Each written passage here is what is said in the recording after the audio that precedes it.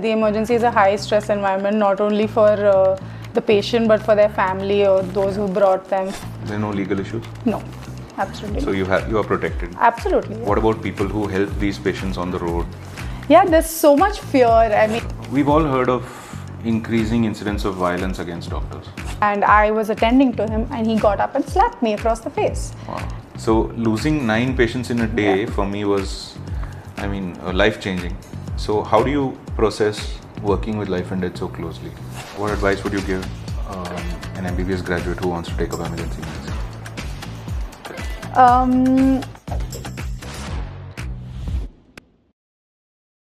Hi everyone, welcome back to another episode of Beyond the Scrubs. Today we have the pleasure of speaking to Dr. Nayantara Das, who is the Chief of Emergency Medicine at Manipal Hospitals in Baner. Welcome to the podcast, Dr. Nayantara. Thank you for having me. She works in one of the most stressful and insane sort of environments inside a hospital that people would say, which is the emergency room. So let's start off with, can you tell us what the role of an ER physician is? Emergency rooms have existed since forever, but I think the need for someone trained in emergency medicine arose much later. The need was always there, but people started to sort of figure out that having a trained person in an ER made sense.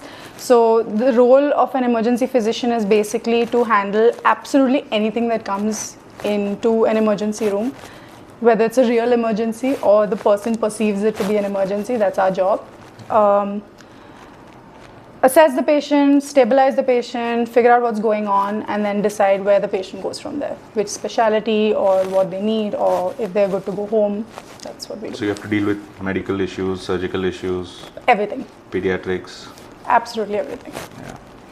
So earlier I think it used to be called, it still is called a casualty in many places in India, which I know you vehemently don't like that word. So what do you think is the difference between a casualty and an emergency room?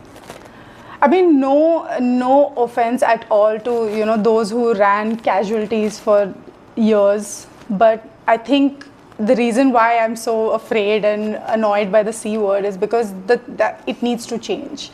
It's more about perception, what people think. So a casualty is essentially a place that there's a traffic cop doctor sitting there and saying that, okay, you have this, you need to go there. You have this, okay, you need to go there. Or okay, you have this, I'll call this person. So it was more of a sort of more of a first aid sort of. Not even. Not even. Not even. It was more of somebody just directing patients, like more of an operational role, if you may, or only a triage. So that concept has changed now, and the belief and the sort of respect that people have for an emergency department, that's increasing slowly. So I think that's the difference between it's essentially just a perception. It's just a perception, and how having a trained person there and what you can achieve in the first golden hour for the patient. But even today people are a bit anxious about going to an emergency room. Like, even if I have operated on some patient and I'll tell them, like, if you have any emergency or if you have any serious issue and you're not able to reach me, go to your nearest ER, but they're still very hesitant. So why do you think there's so much anxiety surrounding an ER with the public? Absolutely, you're right. I think most people are very apprehensive to go to an ER because the word emergency has this sort of negative connotation, right? That is one. Secondly, I think in India, it's about the finances. People assume that going to an ER is going to be more expensive than going, into an OPD or going to their GP. And that is true to some extent. But I think the only way is to educate. You like you said, you tell your patients go to the ER. I think all specialists need to start doing that. When in doubt, when you can't see the patient yourself and assess, you want a trained person to sort of assess that patient. So you send them to ER, and I think that's once that education builds among the public, it'll change. Things will change. People will be more comfortable. We have a lot of. I'm sure many viewers are interested to know. Sometimes I'm sure you must be getting unidentified patients who are brought in either in an ambulance or by the police. it's wrongly depicted in movies, I'm sure, and TV. But what do you think really happens when you receive an unidentified person? Oh, a patient is a patient. It does not matter. Identification doesn't matter in terms of primary treatment.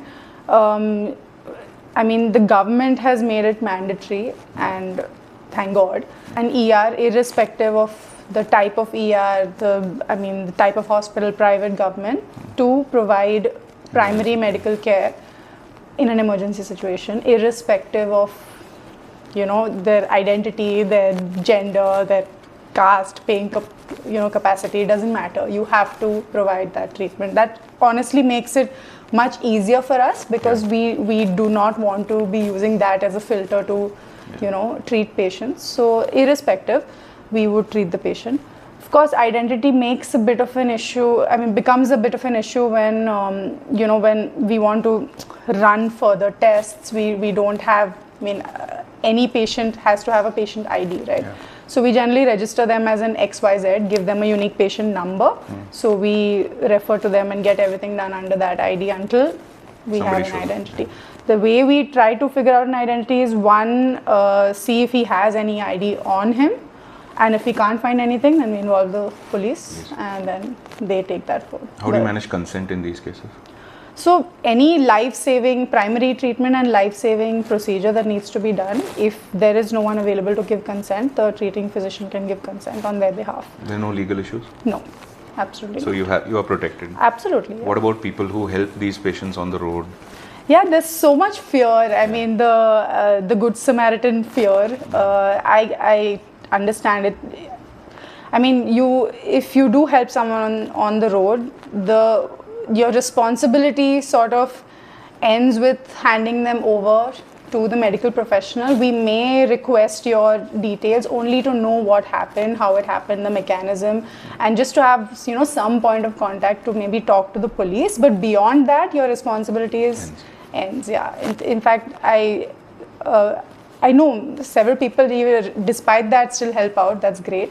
But that fear is there. But there are no legal issues that you're going to get trapped in if you help someone out. No. Time must always be of the essence, right? In the Absolutely. Can you tell us some situations where time is so important, and how you make sure that you provide the care to them as soon as possible within a particular time frame? So a couple of situations come to mind.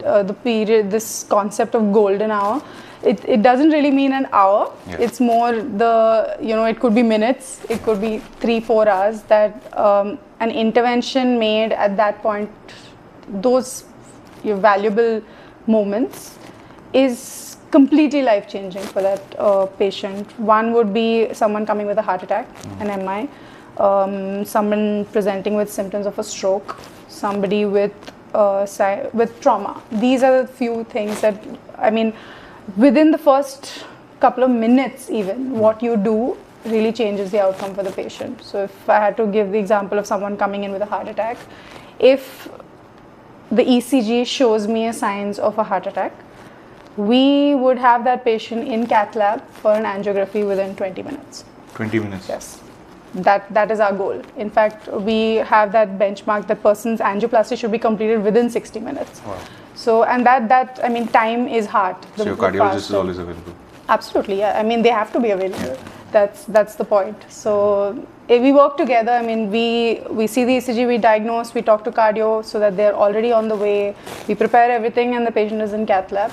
And so, yeah. So do you have any protocols in place to make sure everybody knows what has to be done? Yeah, so we have something called a code. You may have heard of all these codes. So now we have a code for a heart attack. So as soon as we see that ECG, we announce the code, so everyone's aware what needs to happen. The cardiologist is aware, the cath lab team is aware, somebody will come in from financial counseling, take care of the admission and insurance and all of that. And so we just focus on the patient, prep the patient, give him all of the emergency medication, and get him to the cath lab. So there's no Munna Bhai style form bharna hai? No. Not at all.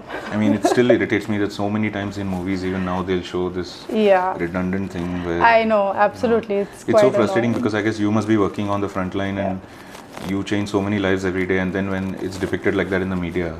No, it does happen. The emergency is a high stress environment, not only for the patient, but for their family or those who brought them. For us even. So even if I've taken a patient and I've started the assessment and everything, and somebody just asks the family to go and do a registration, they just get very angry. So we make it a practice of just giving them a little bit of time, and then the problem is form bharna is not a sort of something that we have to tick off our list. It's we need that to be able to process anything else, because everything is all electronic now. So that becomes a bit of a challenge, but you give them couple of minutes and you make sure that you're taking care of the patient. I think most people are okay with it. And documentation should be so important, I guess. Very important, very important. That's one thing that protects us. Yeah. So, yeah. And have you ever, I mean, I'm sure you have, but do you recall working in an ER in a mass casualty event, or something like a terrorist attack or a natural disaster? I think the biggest mass casualty would have been possibly COVID. Yeah, of course. That was one that comes to mind, where things just, I mean, every protocol that we've learned, everything just went out of the window. But I did attend a small building collapse where we had, and I was working in a very tiny 5-bedded ER at the time, and we had 20 patients coming together with severe injuries. So that's something that we call a code yellow. It's like a disaster situation. So there are protocols in place, other departments come to help, and we all have our roles. But yeah, when it actually happens, it's a bit chaotic. And can you tell the public what triage is? Okay, so triage is basically a system of sorting patients based on priority. So, for example, if you have 10 patients and you are one person to attend to all of them or decide who goes where, you would sort them out into a red category, which basically means somebody who needs emergent treatment right there, some emergency management to save their life. Yellow would mean somebody who has a serious injury but could probably sustain a couple of hours, so you would need to give them the second priority. And green is like the walking wounded, anyone who's able to walk, able to ambulate, and they would require some medical attention, but that can wait. And last would be black, which is either dead or moribund, which means that either they've already passed away or their injuries are likely to be non-survivable, so you wouldn't want to waste your resources in that. This system applies to disaster situations. It's a little bit different for an actual emergency, but in a disaster situation you have to consider seriousness of injuries along with possible resources. So who carries out the triage? So it's always an ER, either an ER doctor or an ER nurse, because our nurses are also specialized in handling or doing this process. Okay, let's go to your training. What specifically drew you to emergency medicine? Honestly, I just knew I do not want to be a surgeon. Why? No, it's just not my... I'm not dexterous. I just know. And I think the idea of pediatrics or gynecology, none of that really excited me. I knew it had to be medicine, probably internal medicine. And I just sort of stumbled upon emergency medicine, thought I'll give it a try for 6 months while I reappear for the entrance exams, and there was no looking back. Was there like one moment where you thought, wow, this ER is where I belong? Like one moment or one patient? Actually, it was probably several patients over a short period of time. And more than patients, it was just the environment, right? You are in a department and it's not just about treating patients. It's so much more. It's about managing, deciding who comes first, managing not only clinical aspects, but managing people's emotions, managing your own emotions, staying calm under pressure. Those are the things that sort of drew me to continue. So how long were you training for? So it's a 3-year postgraduate program, and post that I got my degree. So once you transition from as a trainee in the ER to a consultant in the ER, were there any shocks that you received? Oh, it's a whole other ball game, because as a trainee, of course, you getting to do a lot of stuff, but you're protected under this sort of nice umbrella. And once you're out in the field, and I got out when COVID hit, so it was chaos. It was incredibly stressful, managing things by yourself, taking, not only having to take the decisions, but having to answer for them, you know, for what you've done, and stick to what you know. I guess that's true for all branches. Absolutely. Even in surgery, it's, I mean, when you're a resident and you have some complication, you just have to inform the boss. Right. But when you are a consultant, then you have to own the complication, and then you have to set it right. So, I know what also dealing with residents, that's also the second you get out of that, you realize that people are looking to you to teach them, and so that's a interesting change as well. So how different is an ER in India as compared to a developed country? Like, I've seen the show The Pit. Yeah. So I mean, I guess that's ideal.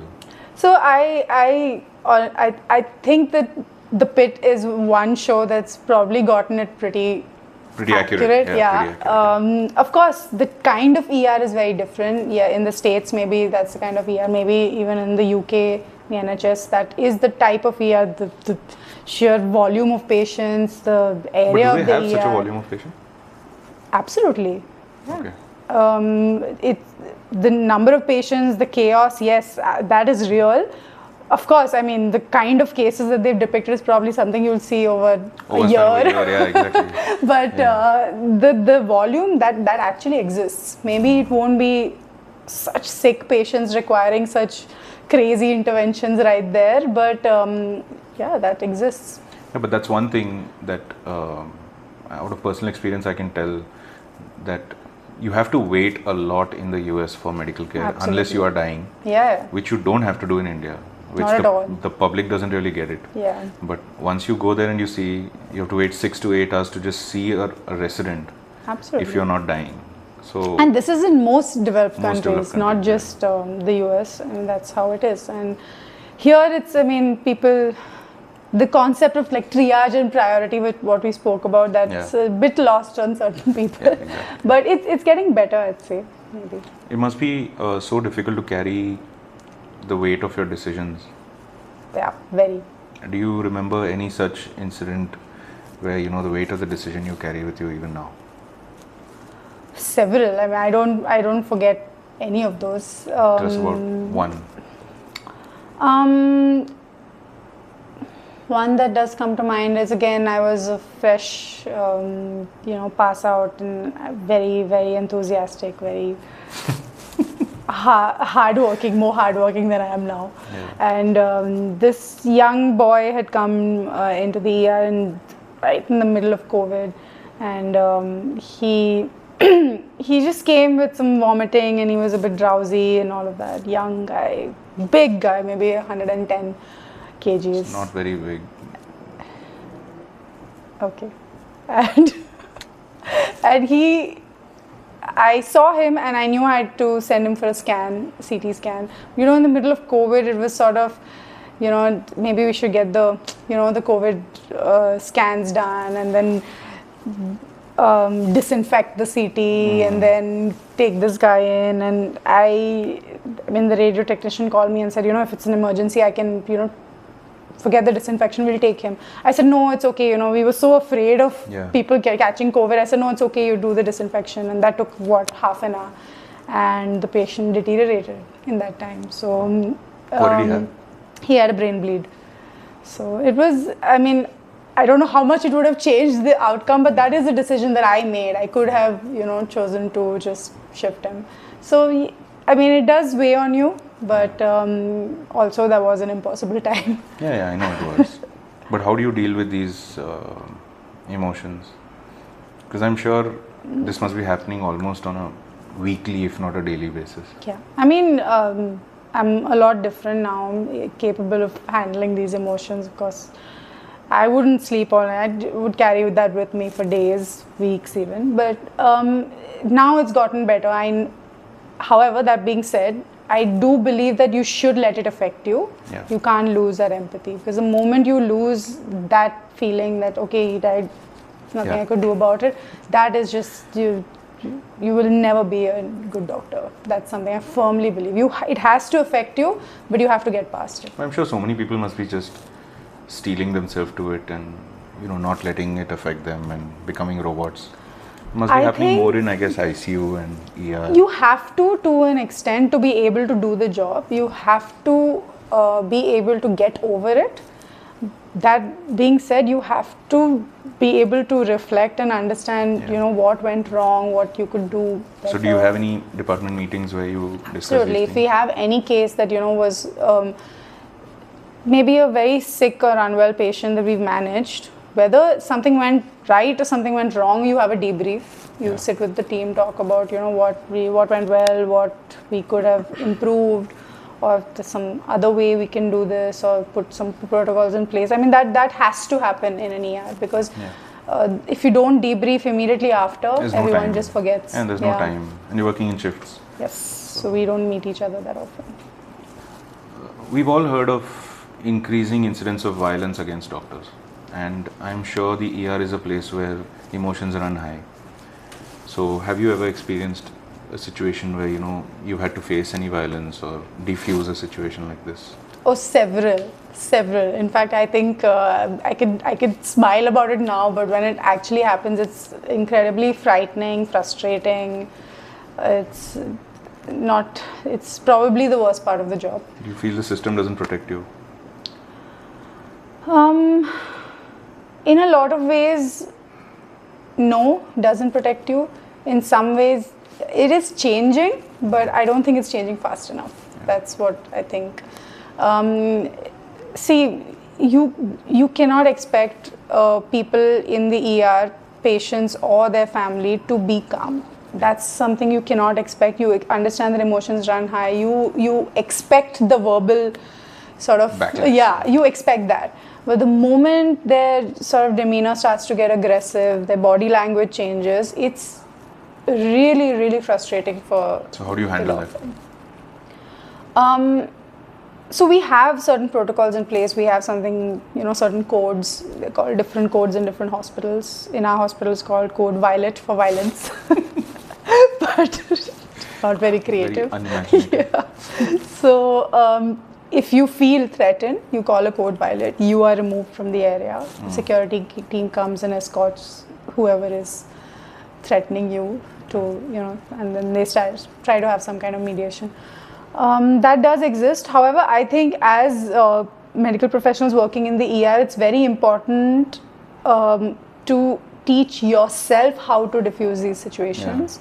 Of course, you don't take nonsense. You don't, of course, tolerate any abusive language. But the way you respond, how calmly you respond, your body language will determine how they react. So that is something that I've learned. That's a skill I've been actively developing over the years. And I think what would make me very angry, what would have made me very angry 7 years ago, I can happily manage now very calmly. So, do you know, just 10 days ago, the man who stabbed Dr. Vandana Das, yes, he got sentenced to life. So I'm not sure. I mean, everyone should go and read about that. She was a medical student who was working in the ER, and a man was brought in after a family dispute. She was suturing, and he just picked up a pair of scissors and stabbed her 27 times and killed her for no reason. So that happened in a government hospital, and I worked in a government hospital for 4 years. So I have seen firsthand the kind of violence that we are exposed to, and there are times where you literally have to run away. There's nothing else you can do. You just have to physically run away from there. Because patients are drunk, relatives are drunk, it's the middle of the night, there's gang wars, there's all sorts of things happening in the ER. So I can imagine as a resident I could run away, but you can't run away. In as fact, an ER doctor, where will you run to? Maybe 4 years ago, I was in the ER. Can we go through like this? 4 years ago, I was in the ER, and this patient who was drunk had come in with some facial injuries. And I was the only doctor there. I was the only and senior doctor there. And I was attending to him, and he got up and slapped me across the face. Wow. And he didn't have any head injury or anything. He was just drunk. Wow. So and the worst part is you're the only doctor there. You have other patients. You have to carry on, like you said. I couldn't run away. So it was challenging, but it impacts you, it changes you a little bit. Yeah, but I'm glad he got the of course, deserves it. So what do you think, what do you wish for it to be different in this setup? Like, we still call India as a resource limited setup, although I don't agree that it's resource limited everywhere, but of course in places like the ER I'm sure it's still resource limited. What do you think could be different for us to be able to manage this whole situation, with allowing doctors to manage the clinical part and, you know, managing the relatives differently? Does it happen differently in a developed country? I think it starts right from education. Come on, during our MBBS, during our post-graduation, were we ever taught how to manage conflict, how to, you know, break bad news, how to actually manage a department? Nothing. It was not taught to us. So that's where it starts. Right, absolutely. And even now, if you ask me how do you break bad news, it's just something I've learned to do. Exactly. It's not, there's no and guidelines. There's no one to tell you whether you're doing it right. Right, exactly. Right. So I think it starts there. That's where it needs to change, at that grassroots level. And apart from that, I think that especially in departments that are critical areas, departments that have a lot of volume, a lot of emotions involved, like an ER and ICU, you need to have somebody operationally also available. A grief counselor. Yeah. Apart from, maybe a social worker, grief counselor, you need to have somebody in a more managerial role. Along with the treating clinicians, because you can't put that entire burden on a clinician, because there's so much to manage. You know, even just bed management is a big thing, because there are people waiting outside, they need medical attention, you have a limited number of beds. So I think getting more people involved and understanding the importance of that. Yeah, so coming to that, do you think emergency medicine gets the respect it deserves today? No. I think we are far behind other countries. I think it will change, but it's going to take some time. But now with the postgraduate programs coming in, I'm sure it's improving. I think it just needs more people to work in the in the field, and then eventually they advocate for it themselves. Absolutely, I agree with you. Now, did you trust me the first time I called you with a patient? Exactly, right? So it's about making those relationships with the other departments, and sort of proving to them that you know what you're doing, and then allowing them to propagate. We've always dealt with a CMO type of person in a casualty. Who it's not their fault, but then you also have to you're just so used to giving emergency care, talking to the relatives, doing the therapeutic intervention and managing post-op. So, but now if there is somebody who can do the emergency care for you and nicely gift wrap the patient to you in the OR, I don't think it actually helps you. It helps you so much. Nobody will be bothered by that. Yeah, so I guess it has to change. Yeah, it has to change. Like now, you should be propagating emergency medicine. I do. Good. So if you could change 3 things in your ER, you have unlimited money and resources. Oh wow. What are the 3 things you would do? Change the size. I would make it much bigger. How many beds do you think? So we have a 10-bedded ER, which is actually one of the largest in the Pune, city. Yeah. So that concept of a larger ER, 40-bedded ER, which has a small ICU in there, has a small daycare in there, that doesn't really exist in the city. So if I had money, that would be the first thing. That was a big infrastructural change. Second would be to the concept in the Western countries of having pre-medical care, very strong pre-medical care, emergency medical technicians. That is something that I would want to maybe, train and make sure, because like I said, golden hour, right? Yeah. So many patients don't reach you in time. So that pre-hospital care is really important. So I would definitely, that would be second. Third, some fancy equipment maybe. There's too much to choose from. But maybe some fancy equipment. I worked in CMC, so they have a 44-bedded ER. Yeah, and that's it's a beautiful divided ER. into tiers. Yeah. So there's one room which is called RR1, which is resuscitation room 1, which is constant chaos. Correct. Like if you get a call from RR1, the third call, the final year resident has to respond in 10 minutes. Right. So you leave whatever you're doing, you scrub out and you run to RR1. And it's just absolute chaos in there because the average BP of a patient in there is 50 or 60. Yeah. So it's chaos. And then you have trauma. And then we are posted in trauma. So that's what I want to talk to you about. As postgraduates in medicine and surgery, I'm sure everybody has a posting in, Yeah. I mean, casualty. But Yes. yeah, we were all posted there. And we used to do a month or 2 months. But even then, I remember there was barely any supervision. And we used to look to our department seniors to figure out what to manage. Yeah. So in doing that, you just learn urgent surgical care. I'm sure you don't really learn emergency care. Right. Yeah. So I guess that has to change. I think when emergency medicine sort of came into India in a bigger way in terms of postgraduate training, they realized that they don't have any faculty, right? Exactly. There's no one trained in emergency medicine. So a few people from other departments sort of volunteered and they trained themselves and came and started heading departments. And yes, initially, of course, it must have been really, I mean, residents running around like headless chickens because they don't know what's happening. But now things have changed. So almost all ERs, even in government colleges, have a trained ER physician. So even if you are a medicine or surgery resident, you would be posted, you would be able to even handle a medical emergency, right? In the first, because that's the whole point. You should be able to. So things are changing. It'll get better. Okay, so we're on to our last section, which is called Beyond the Scrubs. So who is Dr. Nayantara outside the ER, and how do you reconnect with yourself once your shift ends? Does your shift ever end? I think I'm the kind of person that I love my work. So maybe in my brain my shift doesn't end. But I run on adrenaline, whether it's in the ER or out. So I have a very active social life. I like, hanging out with my friends and hanging out at home, spending time with my puppy, doing something, playing a sport, something. So I keep myself occupied and Have you faced burnout? Oh, several times. I think that, like I said, I've had to teach myself how to handle conflict in the ER and how to handle conflict in my brain as well. So it's a process. The instinct to stay in control must always be there. No? Fix this, fix that. Yeah, that is there actually. I also am a bit of a get frustrated with you? Very.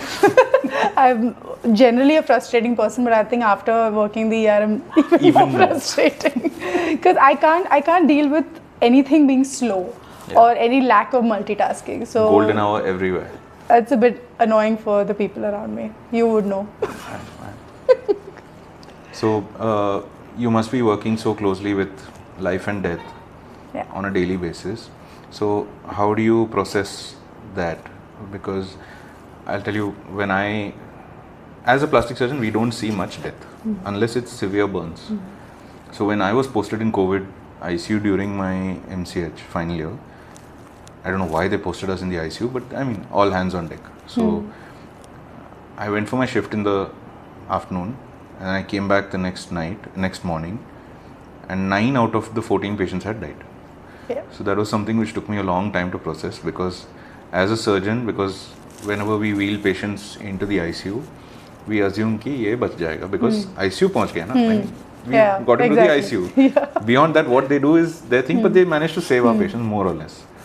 So losing 9 patients in a day for me was, life changing. So how do you process working with life and death so closely? I can say with confidence that I remember the face of every relative that I have declared a death to. I do not forget. It is a big part of the job. It is something that you don't just forget. However, it gets better with time. COVID was, of course, an aberration because sort of death became the norm, and honestly frightens me to see the MBBS students that passed out just during that time, because they sort of believe that death is the norm. people are coming to the ER or the ICU, they're going to die. And it took a while to get that out of their system, that this is not This the is not, norm. yeah. People don't die that often. You need to do everything possible. That sort of giving up attitude started, and it's taken a while to get them out of that. And also in COVID, because people died alone without their families, they died with us holding their hands. So that really took a toll. It was difficult, but eventually you sort of have to understand it's part and parcel of the job. What advice would you give an MBBS graduate who wants to take up emergency medicine?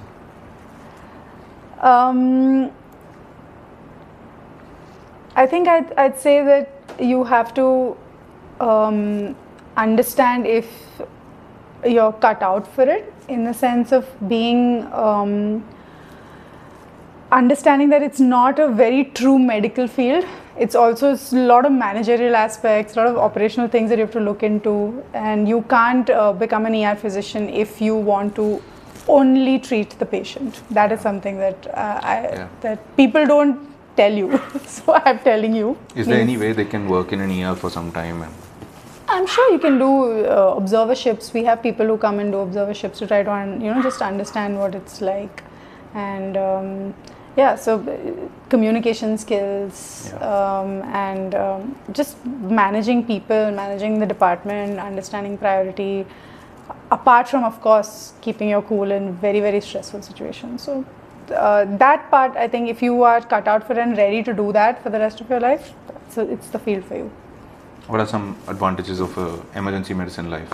Oh, so many advantages. You work in shifts, right? There's no follow-up. No patient is going to call you and be like, sir, mera ye ho gaya, abhi kya karu? That doesn't exist, right? We are on during the shift, and then you can completely cut off.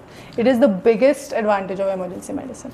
Secondly, you get to see everything. There's no concept of getting bored, right? Yeah. Every day is different. You can see patients of all specialities. So if you're the type of person like a jack of all trades, master of none sort of person, that's perfect for you. You'll never be bored. And some negative aspects of being an ER physician? Like I said, you are the door of that hospital. There's a lot of pressure on you, right from from the family, from your team, from the management. So you are the face of that hospital. You have to be prepared for everything, and you have to know how to protect yourself.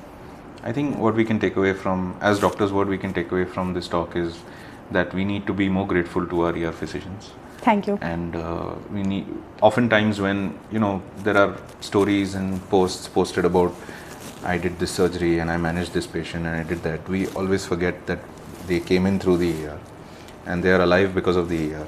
You managed to do the surgery because of the ER doctor. So I think a bit more gratitude and bit more involvement. As always, managing any patient is a team effort, and everyone is part of that team. So thank you so much, Dr. Nayantara. That was a great talk. And I would also recommend anyone who considers doing emergency medicine as a career, you can always talk to her. I'll put down her email in the link below. So thank you so much. Thank you, Dr. Swaminathan. This is the nicest you've ever been about ER.